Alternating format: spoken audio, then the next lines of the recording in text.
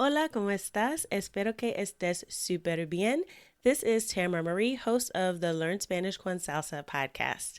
Now, before we jump into this episode, I wanted to let you know about a special opportunity that you're definitely going to want to take advantage of, especially if your goal is to become fluent in Spanish. For a limited time only, my team is opening the doors to listeners of the podcast to take advantage of a free language coaching session. Now, in this session, it's not just we're teaching you about verbs or grammar, but we're really going to do a deep dive into what are your goals for learning Spanish, assess where you are on your journey to fluency at the moment, and help you map out a 90-day plan for how you can get to fluency. So we are going to help you take your Spanish to the next level, whether you're afraid of speaking Spanish or you just get a little bit nervous when you're talking to native speakers, or maybe you've got some of the basics down, but you really know that you struggle with getting your Spanish to flow and your listening skills aren't up to par. Whatever it is, even if it is a specific grammar issue, we will help you map out how to tackle that. And normally these sessions do cost, so we are offering a few slots for free. There are limited spaces available and they'll only be open up through the end of the month. So make sure you sign up. Go to SpanishConsalsa.com/coach. That's SpanishConsalsa.com/coach to book your free language coaching session where we will help you map out a 90-day plan to get to Spanish fluency. Okay, let's get started with the episode.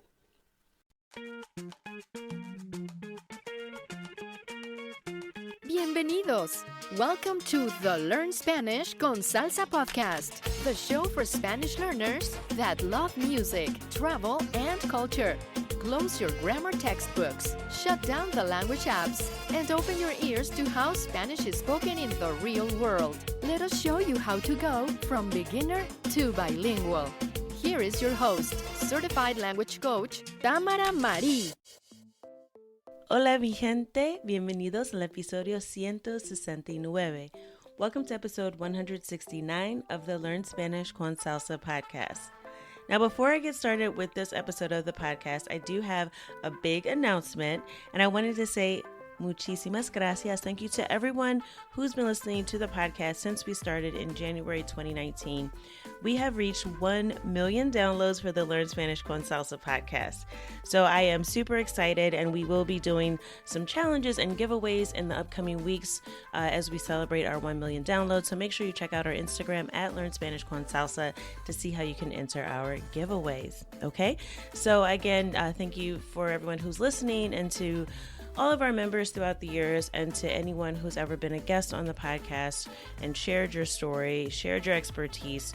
I've appreciated each and every one of the conversations we have had, and I look forward to continuing to provide more content that you all love and that makes learning Spanish fun and engaging and interesting. So, mil gracias. In this episode of the podcast, we are going to focus on conversational phrases because, one, this is one of the number one requests I get from our listeners and from our members is that, you know, it would be really nice to have an idea of what some of the things are that people are saying that we might not be familiar with because we're not native Spanish speakers. And so to give you an idea of this in English, you know, we have a lot of phrases that we say without even thinking about it. Things that don't literally make sense, but everyone sort of knows what it means because we grew up with the language. We've had these expressions in our culture. Things like it's raining cats and dogs. For example, if you were to translate that to someone who doesn't speak English, they'd be looking in the sky for animals. So there are lots of phrases like that that don't translate very well word for word between the two languages. And so I always like to share those because unless you get really familiar with hearing Spanish speakers talk on a regular basis, a lot of these may be foreign to you, and you can get caught in this game where you're trying to translate in your head word for word what someone is saying, and you come up with something that makes absolutely no sense. So to help you avoid some of that, in this episode, I'm going to share with you 10 conversational phrases that you will probably hear when you're speaking to a native Spanish speaker, and they're phrases that hopefully you will become comfortable with using yourself. So as always, you can check out our website at learnspanishconsalsa.com for the show notes for this episode. We'll be sharing the phrases there so you can see them, and also I will be providing a few examples and context so that you know exactly how to use these phrases yourself. if you so choose to. All right? So let's get started with the first of our 10 phrases for today. I'm going to start off with one that, again, sounds a little bit strange when you first hear it, but it's sin embargo. Sin embargo, which might sound like it has something to do with ships, right? Embargo, you're thinking, oh, what is that about? But no, sin embargo, it's actually two words, and it's a phrase that means however. So in English, we would say however. We have one word to express this idea, but in Spanish, you'll hear it as sin embargo. So, for example, if I say, es cierto que no estudié mucho. So it's true that I didn't study much. Sin embargo, saqué un 100 en el examen. However, I got a 100 on the test. So it's, the idea of however, it's something that seems like it's a bit contrary to what you expressed before. Another example of this is, las enchiladas son mi comida favorita. Sin embargo, no puedo comerlas porque estoy a dieta. Oh, I can relate to this one. So enchiladas are my favorite food, but however, I can't eat them because I am on a diet. So yes, I know, especially this time of year, it's spring, people are getting ready for summer. Estoy de dieta. Or estoy a dieta. You could say either one. So that's sin embargo, which means however.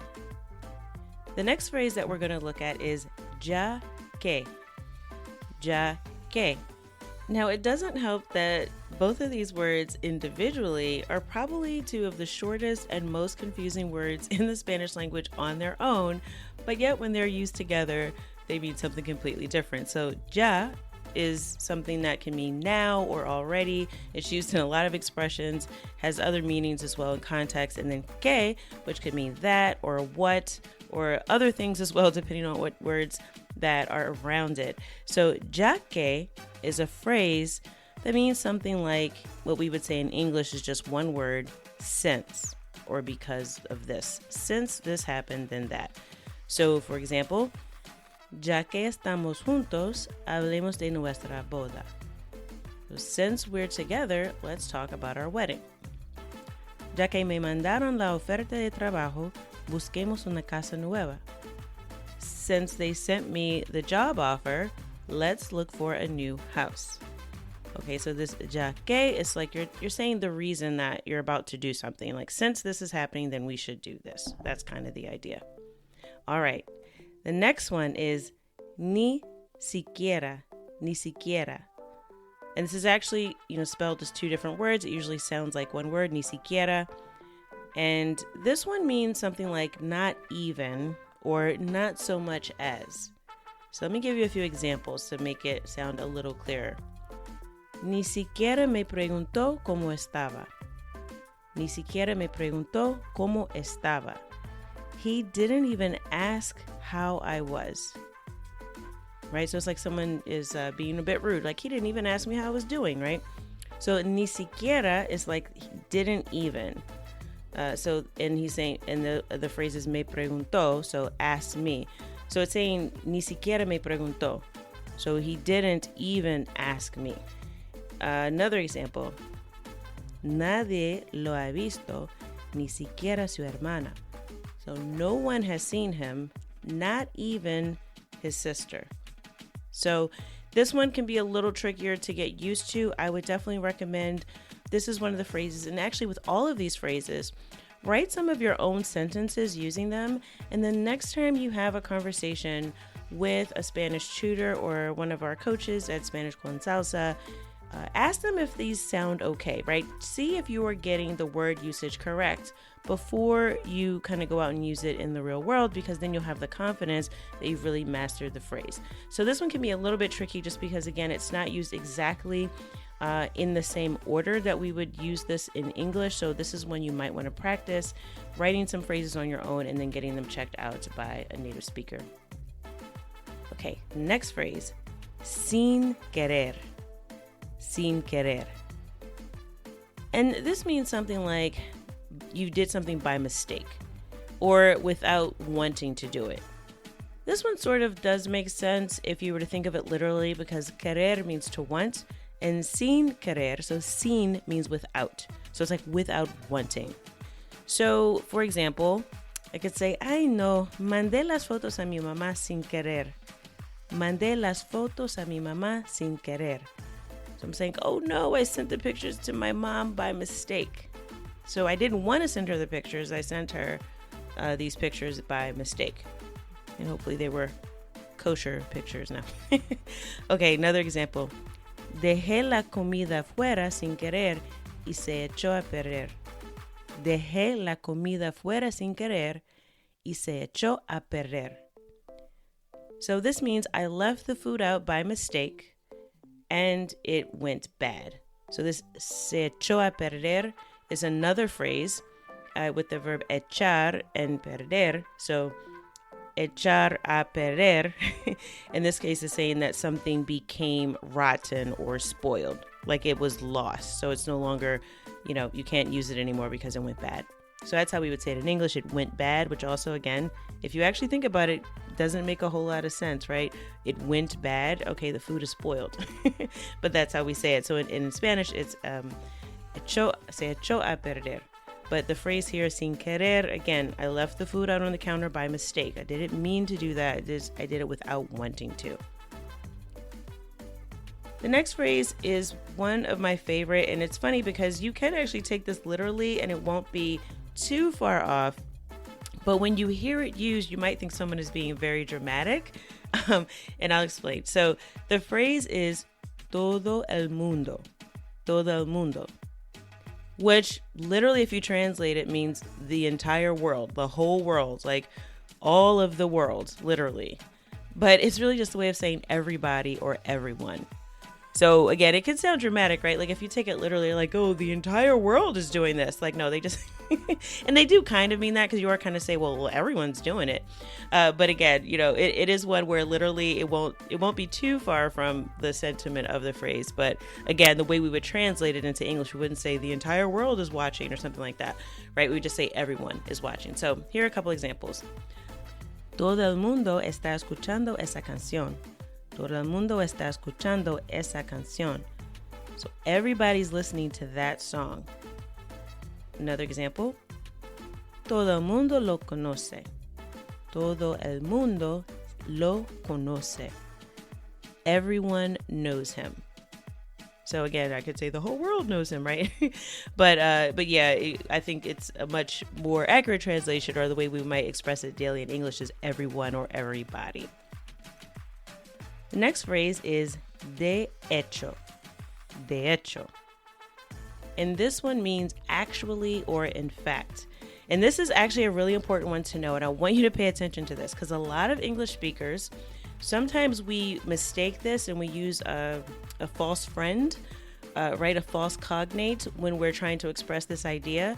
And we'll say actualmente to say actually, because generally if a word ends in like mente, it's like the adverb. So we add that, it would be like an ly in English. So a lot of people make the mistake of saying actualmente, which actually means lately. So that's a good one to know. So the actual phrase, if you want to say actually, is not actualmente, it's de hecho. Okay, de hecho. And again, literally does not make sense because de means from or of and hecho means done. But this whole phrase together means in fact or actually. So de hecho. And hecho is spelled with an H, so it's spelled with the letter H, even though it's silent. So de and then hecho, Hecho. Okay. Again, go to the show notes page if you want to see all these phrases written out. LearnSpanishConsalsa.com/169. So the example for this, I'm going to give you a phrase and then a response. So generally when you use this phrase, you're going to be responding to something someone else is saying or emphasizing a point that you just made. So in this case, I'll give the example. Van de vacaciones muy pronto. So I'm talking to a few friends. I'm saying, hey, you guys are leaving for vacation very soon. And the response from one of them is, sí, de hecho, tengo que hacer mi maleta hoy. Sí, de hecho, tengo que hacer mi maleta hoy. So yes, in fact, I have to pack my suitcase today.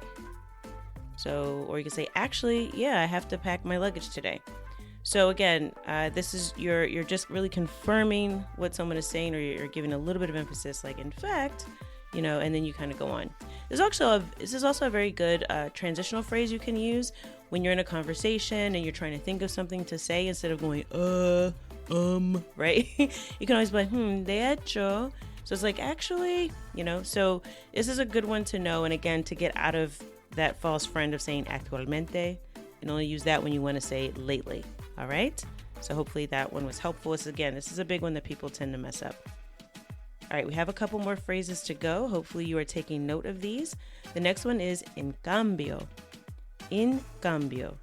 And this means instead or on the other hand. So for example, mi hija mayor es muy tranquila. En cambio, mi hija menor nunca se queda quieta. So my oldest daughter is very calm. On the other hand, my youngest daughter never sits still. So this is another one, nunca se queda quieta. It's like never stays in one place, is never quiet. So se queda is from quedarse. All right, so that's en cambio. Another example, antes mi esposo iba al gimnasio todos los días. En cambio, ahora va una vez al año cuando mucho. So before, my husband went to the gym every day. Instead, he goes once a year at the most. The next phrase we have is de ahora en adelante. De ahora en adelante. And this means from now on. And this kind of makes sense literally. It's like from now until going forward. So, for example, de ahora en adelante no habrá televisión durante la cena. So from now on, there will be no television during dinner. That is a great rule to have in the house, right? Another example, de ahora en adelante voy a comer saludable. So from now on, I am going to eat healthy. Another great one. So this is, again, you're stating that from this point forward, things are going to be like this. All right, the next phrase we have is más allá. Más allá. And this means further or beyond. So, for example, ella vive más allá de la tienda. So she lives further from the store. Another example, no quiero ir más allá. Está oscuro. I don't want to go further. It's dark. So again, this is just a phrase, más allá. It's literally sounds like more there, which again, we wouldn't really say that in English. So it's like something that's going beyond or further. You also can hear this used more figuratively when someone is saying, it's used in songs. I can't think of an example off the top of my head, but if you just kind of hear más allá, it's this idea of going beyond, going a step further. So that is one that you may have heard and not noticed because you were kind of like, oh, más allá, I don't understand. But this is one that is pretty common. And the last phrase we're going to go over, we actually touched on this in the episode that we did with the song with Shakira and Carlos Vives, is the word ratito. So un ratito or un rato. So rato is just the word itself, and then ratito is the diminutive version of rato. And rato means a while. Now, it's funny because it's one of those words that can be a little bit of time or a lot of bit of time, depending on who you're talking to and the context. So a couple of examples. Voy a ir afuera un ratito. I'm going outside for a little while. Again, is that little while a couple of minutes? Is it less than an hour? Do you not know when I'm coming back? Right? It depends on who you're talking to. Another example is, puedes ver la televisión un ratito. You can watch television for a little while. So again, you're not giving an exact time frame. You're saying you do understand that it means like a short time, but again, that's relative to what you're referring to. If I'm talking about watching television, obviously, if I say un ratito, I'm not saying you can watch 8 hours of television. But if I say I'm going away for a while, well, maybe that's going to be a week or so. It's just a little while. It's not a whole year. So again, anytime you're dealing with expressions with time, the context matters and who you're speaking to matters as well. But you will definitely hear this a lot, un ratito. And you might want to clarify if someone says that to you and you really want to know the exact time frame. If they say un ratito, I go, okay, pero ¿cuándo exactamente? When exactly? So I hope you've enjoyed these phrases. Again, I'll go over them really quickly in review. We have sin embargo, which means however, ya que, since, ni siquiera, not even, sin querer, by mistake, todo el mundo, everyone, de hecho, actually, en cambio, instead, de ahora en adelante, from now on, más allá, beyond, and un ratito, a little while. Now, if you've enjoyed this episode and you want to learn more conversational phrases in Spanish, I do invite you to get our Spanish Vocabulary Booster course. We cover 110 common phrases that are used in Spanish conversations by native speakers. If you're interested in learning more, just go to SpanishVocabularyBooster.com. Again, that is SpanishVocabularyBooster.com. So as always, I hope that something you heard in this episode has helped you go one step closer from Spanish beginner to bilingual. Hasta la próxima. Thank you for listening to the Learn Spanish con Salsa podcast at learnspanishconsalsa.com.